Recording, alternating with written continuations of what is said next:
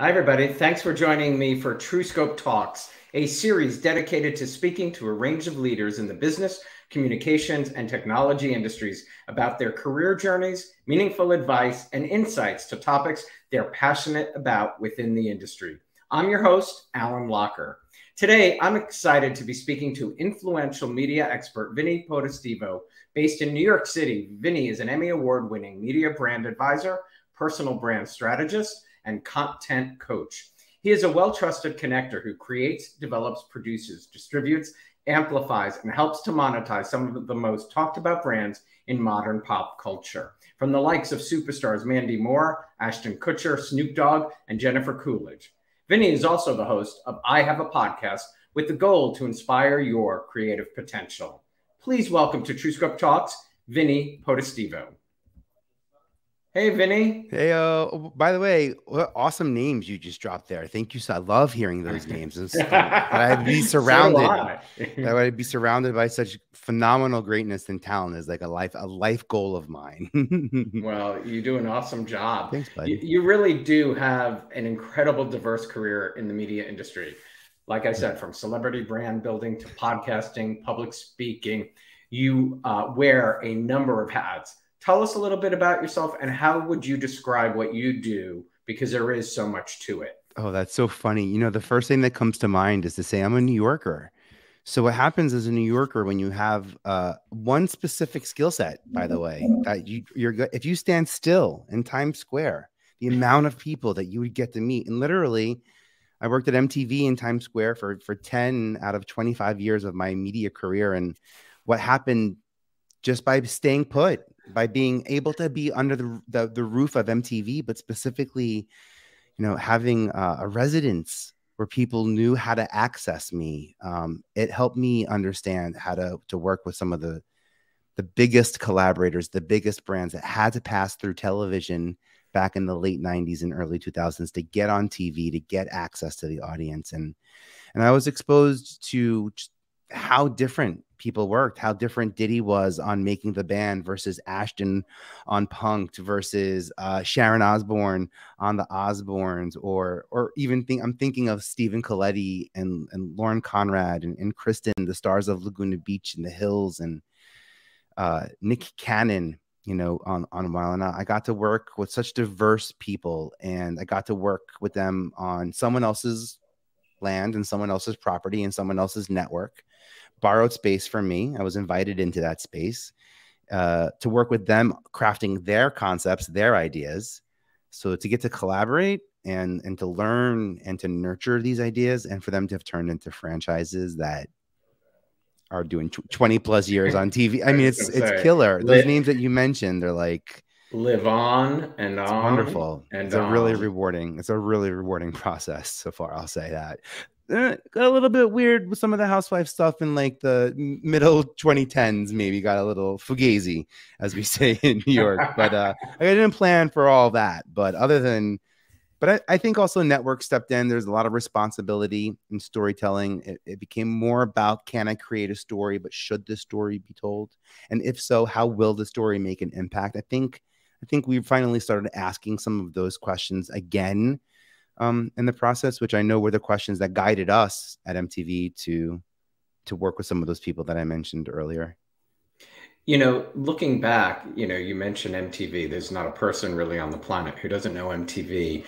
What are some of the biggest lessons you learned working at, you know, a brand like MTV that you've taken and that have helped you really along the way?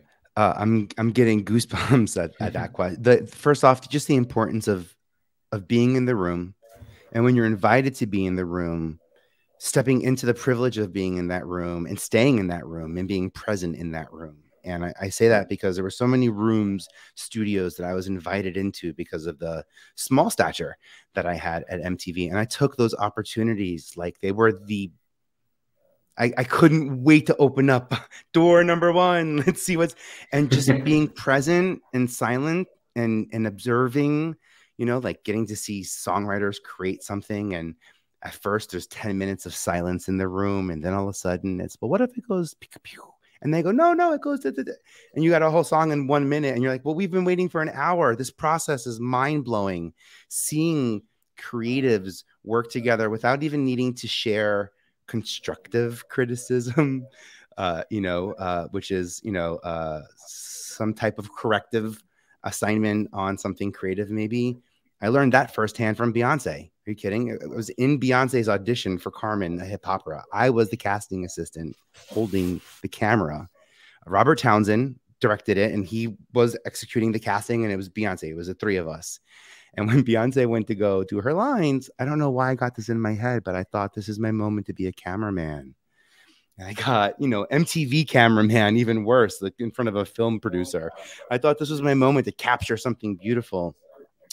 And he took me after her read. He took me by the hand and he said, I don't thank you for that, but I don't need. I just want you six inches from her face. I can see that she can act.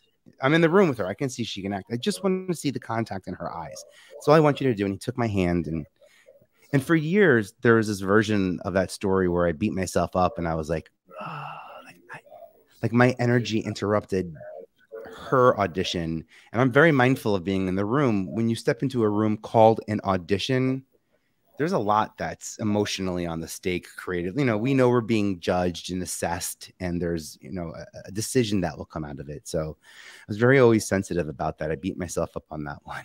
And then I realized, telling that story, how the moral of that story, how far it went over my head, because I was so in my ego that I could even interrupt, to think that I could even do anything to dissuade Beyonce's energy is like mind numbing to me, to think that I landed on that. But when I look at it, I see Robert talking directly to Beyonce without saying anything she did right or wrong, without having to say, pull it back a little bit or make more eye contact or make less body movement.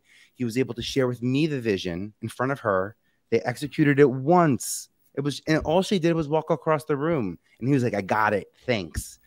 And she was not even supposed to be in the building that day. So before car service could even meet her, her mom taxi cabbed in and out. And the efficiency, the mindfulness and the cooperation, the level of cooperation, like that went over my head. It took me years to realize that moment happened there.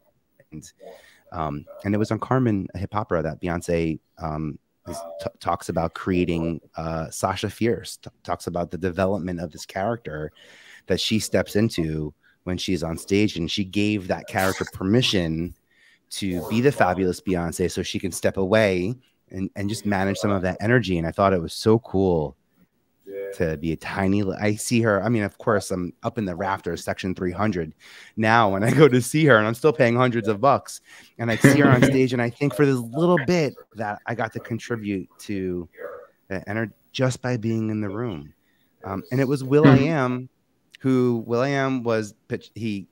They were in the #1 spot. I'll never forget it. I went down to the studio because it was one of the VJs, one of our hosts, knew it was the first time he was doing it. And Will turned around to his agent, to his manager, Seth, and said, what does it take to host a show? Like, I'm the #1 video. I'm in it for 3 minutes. If I host a show, I can be in it for 30. And everyone looked at me and I was like, oh, that's a cool idea. You would do that. Like, I can call my boss. And I think we can, let me be the guy who runs that up the ladder, just because I was in the room and I took them up on that opportunity to be there. And being an early adopter, that room can be quiet at times, but sticking it out, and being there when the right opportunity lands, those are the moments that, I set myself up for, and I look for those moments. I build those moments into what I'm working on. But a long answer. I love that. I mean, being in the room, really detailed experience. Yeah, but being in the room is one element, but really paying attention and, like you said, being present, it just can take you or possibly the company to new heights. How would you describe the impact the advancements in technology has had on your 25-year career? Oh, tremendously. In 1995, when I really got started in video and media production, It was the end of the era of 3/4-inch tape, and we're moving to beta, to VHS, and eventually to Blu-ray for a quick moment, high def, and then that went away, and then the Blu-ray came back, and then no ray, just files. Being able to move media is what got me into this industry. Understanding file management, understanding how to transcode, how to wire two VCRs together. This was something that I was shook that impressed MTV. They said, well, you know, how long does it take you in the edit to edit your casting tapes? As if, by the way, anyone with no experience would even know the answer to that. And I said, what? I'm not going downstairs to the edit studio. I could wire two VCRs together and just hit pause and record from my desk, so I don't have to leave my desk. And they were like, what? You can do what? And it was, I mean, I downgraded the quality a bit, you know, so there's like a VHS to VHS scenario that happened, but it was understanding how to move media. It was understanding how to move data, really, that got me into media. I didn't get hired by MTV because I was a great casting. I learned to be a casting executive. What I could do out of the gate was supply databases and digital infrastructure for companies like Fox News or MTV that wanted to meet thousands of people, that I can organize that information. Also point out that I went to college from 95 to 99, right when we're taking our DVDs and putting them in our computers and getting ready to put them on iPods. A really interesting time in technology. Napster comes in and out. So file movement was big. And my efficiencies on being able to meet people, record content, and get it out to the executives that need to be quickly was something that really helped. Now, where we're at now with the advances of technology, that we can own our content, that we can create a series as businesses and own them, or as people and own intellectual property that sees the light of day, that connects with an audience, that doesn't have to get verified or produced or even approved by a network or some other public platform. That's something that I never saw coming as quickly as it did. And that's why I'm really focused on this independent side of media, where we can own our content. And in the future, like, look, we're seeing it now with our favorite TV shows and networks bundling content.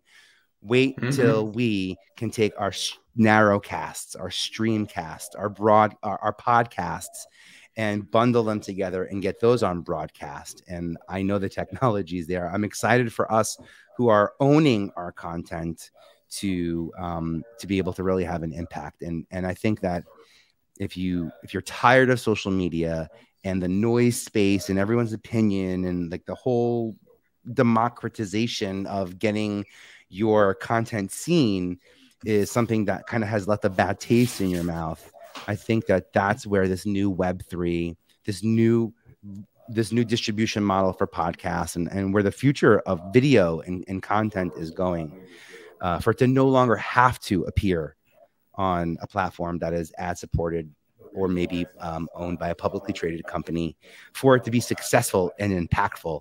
And that's we have, you know, huge. That's huge. Big for us. It's big for our ownership is going to be a giant. Networks have known it for years, which is why American, by the way, only in America do they buy the show and they own the entire show. In other countries, the network lets the producer participate in the ownership of it, which they then take and license to America and license to other countries. And it's a whole different type of structure. So what we can do by owning our content, and I love podcasting, but it's easier for me to have converted podcast into scripted or unscripted deals, Netflix or HBO. I've done more by taking a podcast to something else than I have been able to take a book to a film, or a book to a TV show, or a book to a podcasting. For me, just kind of has been a really flexible medium that I've been able to work, you know, really closely to elevate. And you know, the thought of it when you were in college, the thought of us doing something streaming like this, you know, didn't exist. It's crazy. No, not at all, to be honest. Even on like those like New York City actor for actor rooms, and like I was dying to meet people that were like-minded. And now our opportunity to not just meet each other, but to create something that we could potentially in the future. I mean, and I don't want to get ahead of myself, but with blockchain technology, the future of us being able to track digital footprint of the content we create, when that is simpler, when we don't have to worry about what screen and what eyeball and what place and what territory hit it, and when we're getting that tracking, what that's going to allow us, the independent market, to do with content versus media, media being the platforms where content is distributed. It's a big difference. I'm really looking forward to that. Well, and also you were talking about, Beyonce being in the room, in the casting room. I mean, so many casting sessions don't happen in a room anymore. They happen either this way or just by collecting somebody doing it on Zoom or StreamYard or whichever platform they use and sending it in. It's such a different experience. What's cool about it is that you don't need a casting director anymore to tap you on the shoulder to discover you, and that you have so many choices, and you have so much say in where and when and how you get discovered now than you've ever had before. And for those people for those people who feel like they're just not hearing my message, they're just not hearing me. Do I have to be louder? Do I have to? I mean, you do what you need to do to feel like you're getting that message out there.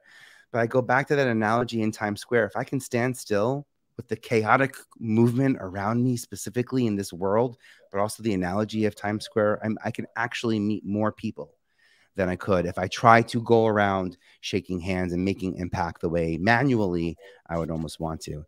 And what I learned from Beyonce, look, when you're in the room, it's easy. I don't want to say it's easy. When you're in the room, it's easy to make diversity happen because diversity is what's happening in that room. What I learned by being in that room was how to be inclusive. And that's what made me want to be a casting director, was getting a say in who else gets to be in that room. And like, if anyone ever worked with me, manager, agent, whatever our relationship was, the thing I would do is keep the door open. And if you want a TRL ticket, anything I could give you that wasn't mine, even if it was mine, I was so happy to give. There weren't a lot of places to go with that type of content. So I was hired by the network. I was a very unique position to call people and say, do you want a TV show? Give them the idea. And then we weren't afraid of it going someplace else because that didn't happen back then. But I never went around, even in all my years, my 10 years at casting and MTV, very rarely did I actually find the person that I ended up hiring with my own two eyes in the field, because I trusted those outliers, those mavericks, those people that I knew better. And I'm not going to I got to find a star. Right. I'm not going to I'm from little tiny island, Staten Island. And I thought there were a lot more Vinnies in New York. So when I got to MTV and I realized there weren't, I was like, something's up. And then 23andMe completely blew the lid off my whole family story. So that's so funny. Yeah. You know what you made me think of as well is, back in the day, people really moved either to the East or West Coast to be anything in this business, because they did have to audition in person, and the world has opened up because of technology, really. Oh yeah. You can cast anybody from any part of the world via technology today. I want to talk about, brands. When you are building and protecting brands, be they corporate or personal brands, how has the media changed in recent times? And do you feel like opportunities are greater or becoming more fragmented when it comes to earned media?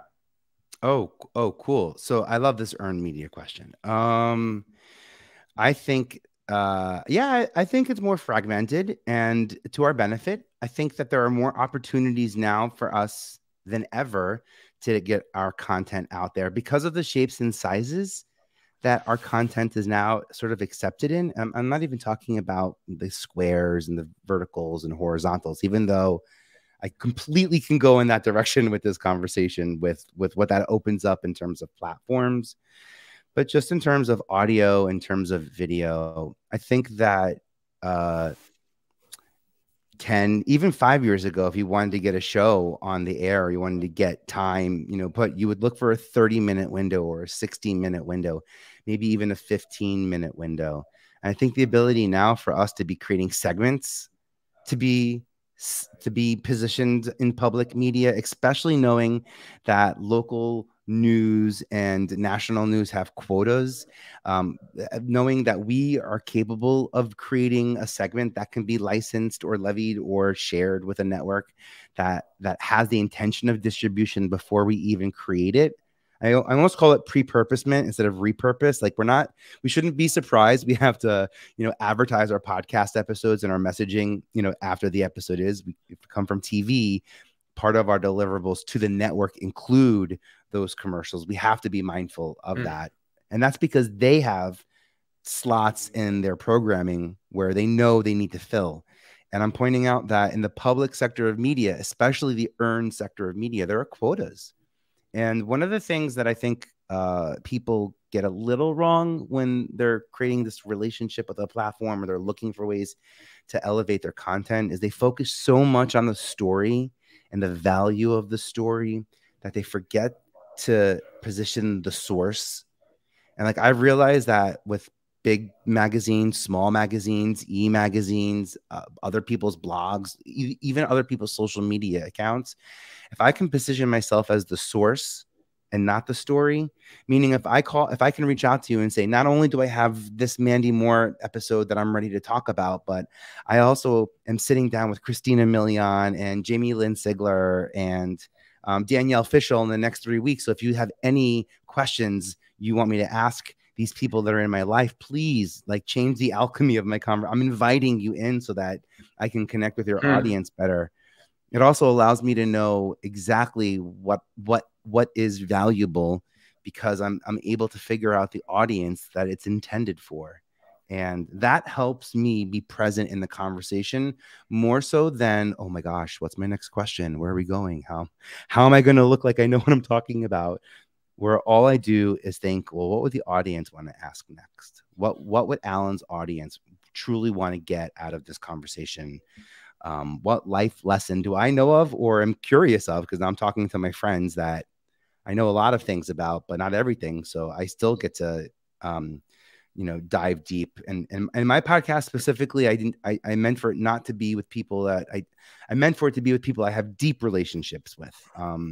So you can see what working with me over 20, 25 years looks like. And I think there's a lot to be said about the relationships we can retain as a result of working together, because a lot of people worked at MTV. Hundreds, thousands of people now have worked at MTV. But the thing that I connect with people over the most is having parents that were alcoholics, being the oldest of four, turning my coping mechanisms into superpowers. And I think I learned that from all the artists that I worked with: Mandy Moore, Beyonce, Jessica Simpson, Ashton Kutcher. I could tell you all a moment of, not to say insecurity or doubt, but somewhere in the middle, that weird little question, the what if, should I, could I, and knowing that they asked those questions gave me the space to do the same. And knowing that they asked me those questions, I'm like, hey, I got the same source. It's like a built-in. So I was speaking to somebody yesterday, and she was talking about doubts, and I said, we all have doubts. It doesn't matter what industry you're in, but we all have them, and we all question ourselves. Yeah, I feel like when there's like what I know I can do, and then there's a space above it that is like what I could do, and when that space gets too high, when there's too much space in there, that's when doubt crawls in.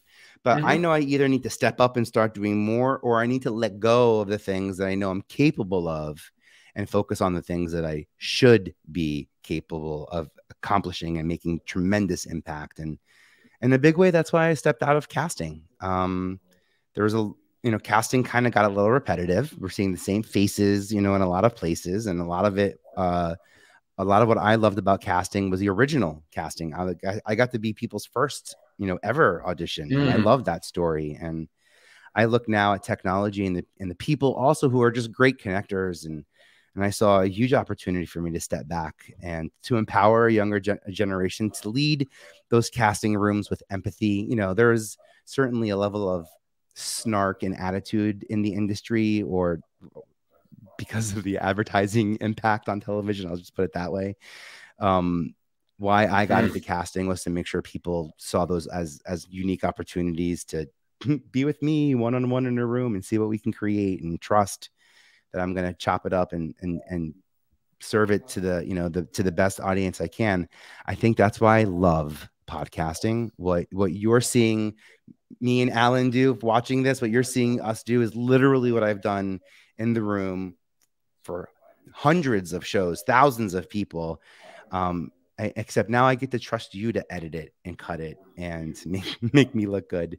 And in the collaborative, right? In the collaborative process, it's so like, to say I have no control over this is like one of the most freeing things as a creative to do. But to know that as a podcaster and as a producer, you have this skill set that I thought, or I was trained, was only in my industry, only in TV, only, podcast industry is getting too big.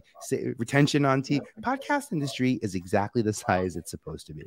We are the ones who are growing. It is our episodes, our series, our conversations, our audio collaborations that are expanding this industry. So we are part of the alchemy of growth. It's not growing larger or faster than us. That's some TV stuff right there. Talk about Paramount Plus and all the pluses. I can name more platforms than I could podcasts that came out in 2023 already. Absolutely. We're both involved in PR and the communication industry. I'm curious, what tools do you consider essential for PR practitioners in 2023? All right. So I would say, to be honest, I'm going to go first with a podcast matching platform. I really like podmatch.com. I'm leaning heavily into podcasts, not because it's my favorite medium and not because it's kind of like one of the easiest things to make impact in, but it's the easiest that I'm able to make global impact with. And there's a strong sense of accomplishment getting our story out and shared with our peers versus on owned media or press, or even in private media, by the way. So the podcast space, I think, is a really important one. And for that, I would say I love Podmatch is one of my favorite platforms, vpe.tv/Podmatch. And that's like I'm actually hyper focused on meeting people in that platform. It's a really smart platform.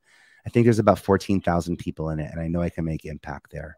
Another thing I do with my podcast is I write a blog, and I take that blog and I put it in a blog aggregator. And that blog aggregator is something that anyone can go to for free if they're looking for blogs about podcast marketing or blogs about digital sales, whatever blog you're sort of looking for, creative writing.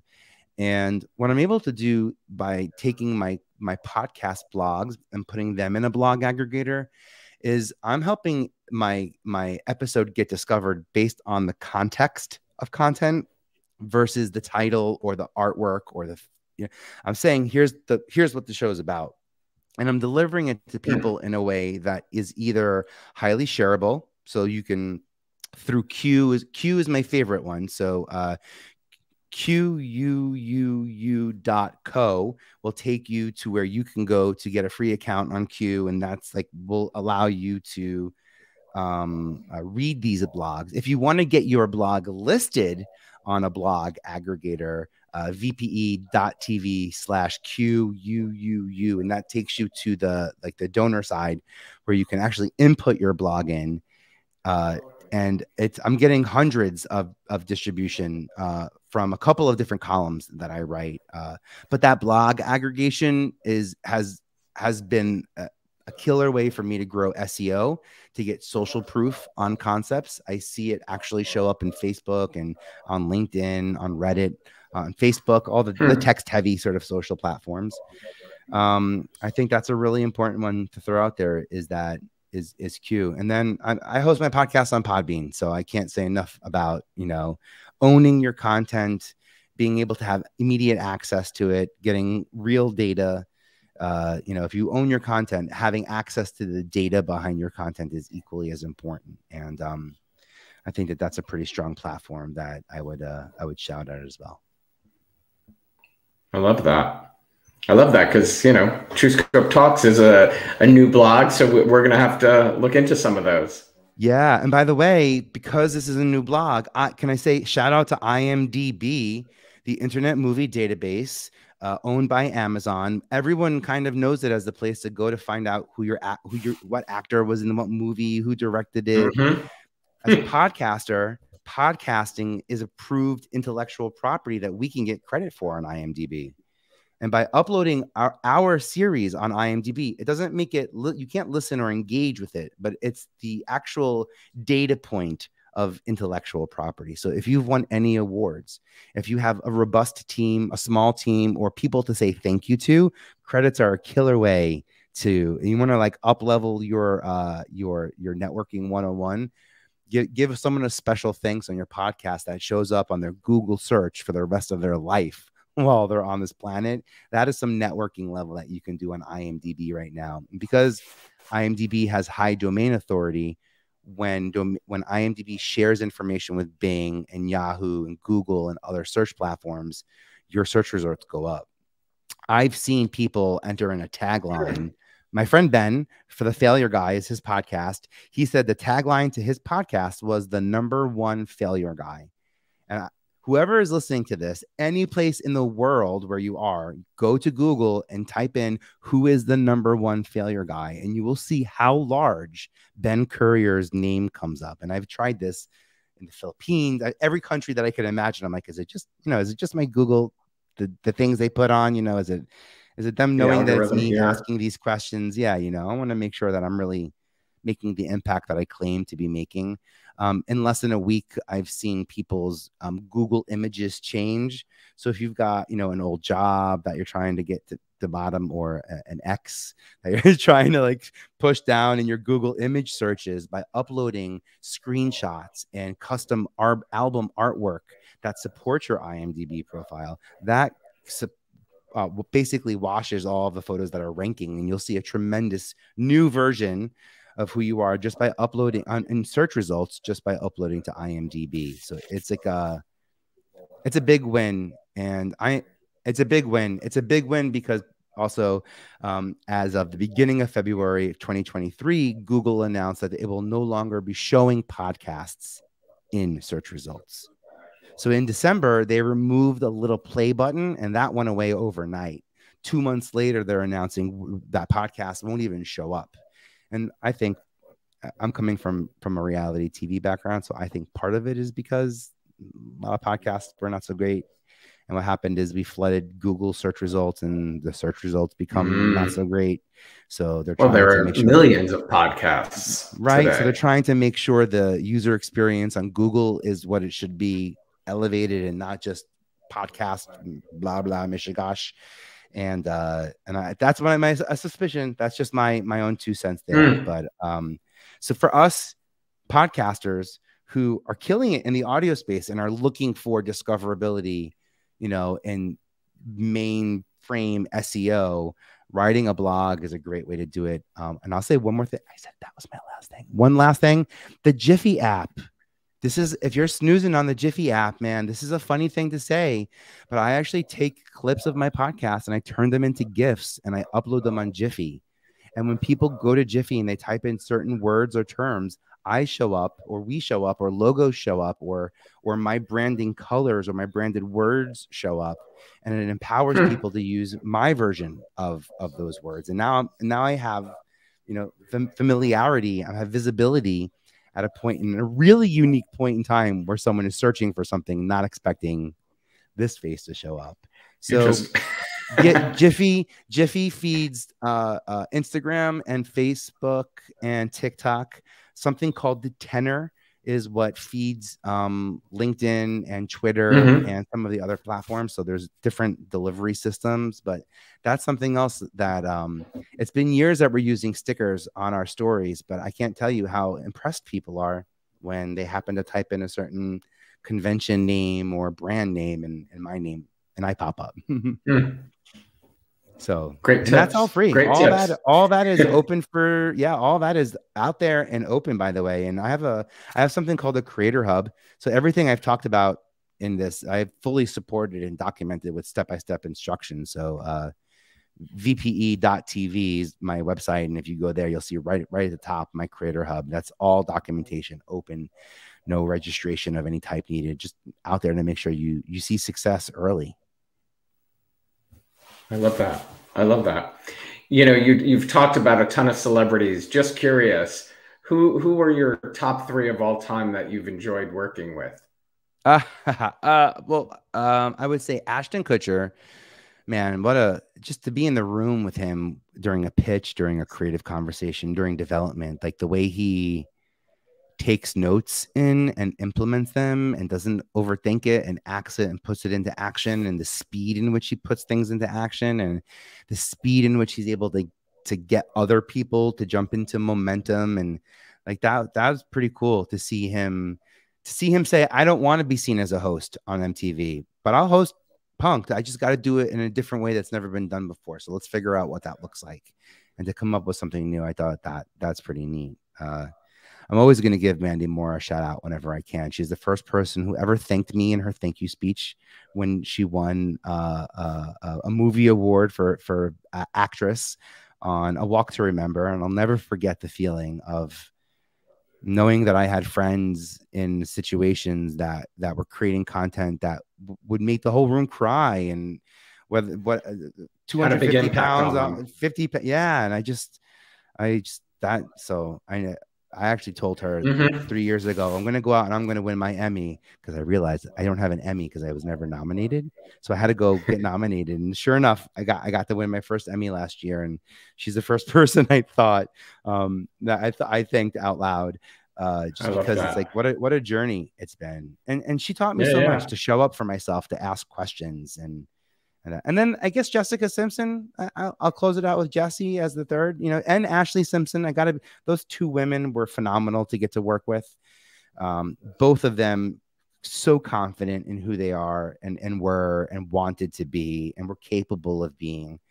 And I learned just how to be myself with Jessica, where, and the whole world wanted her to be something, dance more like this, be a smaller size like her, and do that. Like, we had all these opinions, and she just showed us the power of a 30-minute story and how that can really let people see who you truly are. And I believe in that. And I got to do the same exact thing with Ashley Simpson as well. So it's really strong women, that lucky to have had those women impact me and guide me to have the career that I've had. It's 25 years later, it makes it way sweeter.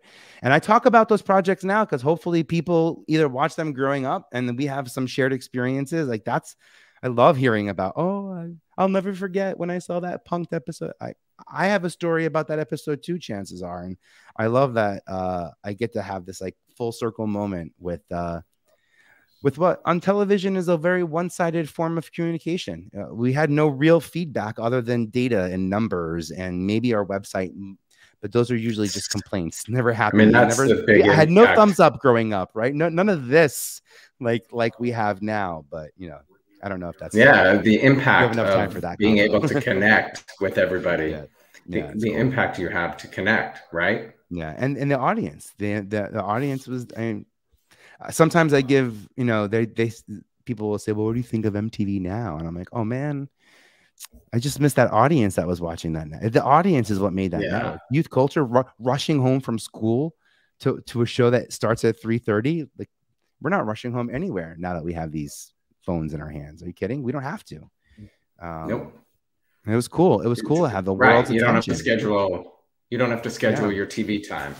Yeah, right. We had the world's attention right in my office, to be really honest, is like how I looked at it. And Mariah knew it, so she would swing by and give ice cream cones out to everybody. And Diddy knew it, so he would swing by and try to guest host and take control over whenever Carson was big. People knew that was the place to be. So because that was how you reach the audience. That was the only way live to hit the audience, and that was pretty cool. My intention was Broadway. I wanted to be a Broadway producer. I got to 45th and Broadway, and the rest is history. And actually, the very last show I got to work on was Legally Blonde: A Search for Elle. So I got my Hollywood dream just as I was leaving MTV in 2007. I love that. I love that. Well, before I let you go, do you have a work-life balance? What does that look like for you? Oh yeah. Oh, it's changed. It's changed a lot. My work-life balance, you really used to be about separating the two. Now it really truly is just about finding balance with the two.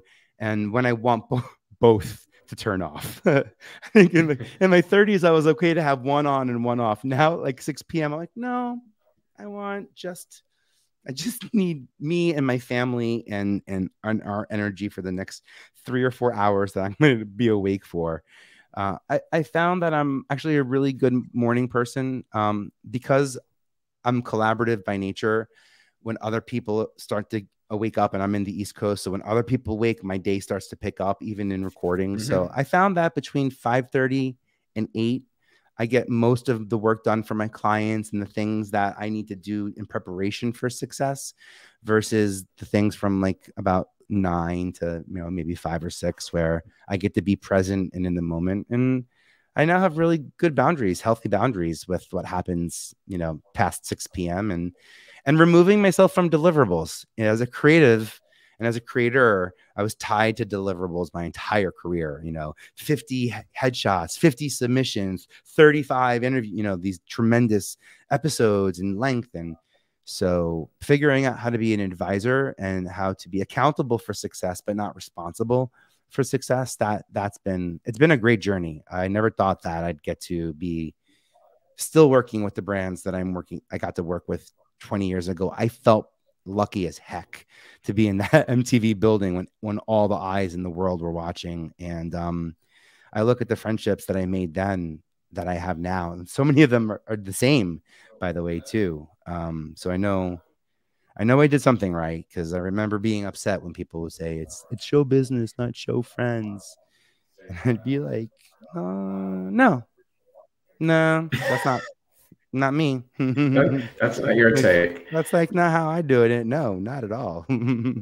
And I'm Well, glad that I did that, because again, I didn't get into production because I liked cameras and film and that process. I got into it because I love people and people who were capable of creating something. Back then, people who were created something that no one asked for. Now we have to do that. Now we're getting a taste of, like, I made an episode, I hope people like it. Imagine a whole album that no one asked for, and then you put it out and people actually have to like it for it to be a success. So I just learned so much from the emotional connection between you and a project, you and a business. They look at even if you ask artists, they almost refer to the albums as like a job ago.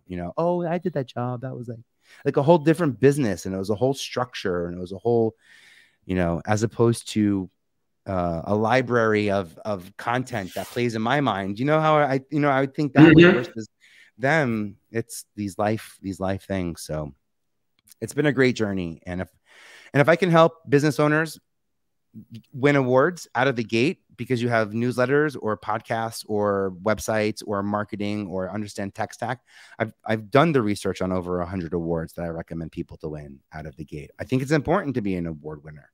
Think it's important because of that thank you list that you get to say. It's the coolest thing in the world, sharing that with people. Credits is a huge thing. It's really, if you're not taking credit because of your career, what you're doing creatively, at least give credit, because you have the power to do that. And that's powerful. That's a magic wand over someone's head who says, I'll make you visible. I'm giving you expertise, and I'm telling IMDb, which is going to tell Google, it's like the big, they talk a lot. So it's a great way to get those shareable pieces of you out there, so that your visibility has lots of shareable moments. That's going to lead to discoverability for sure. I love it. Vinny, thank you so much. Congratulations on all your success. And thank you for joining us for TrueScope Talks today. Yeah, this is a blast. Thank you. You are so welcome. Have a great afternoon.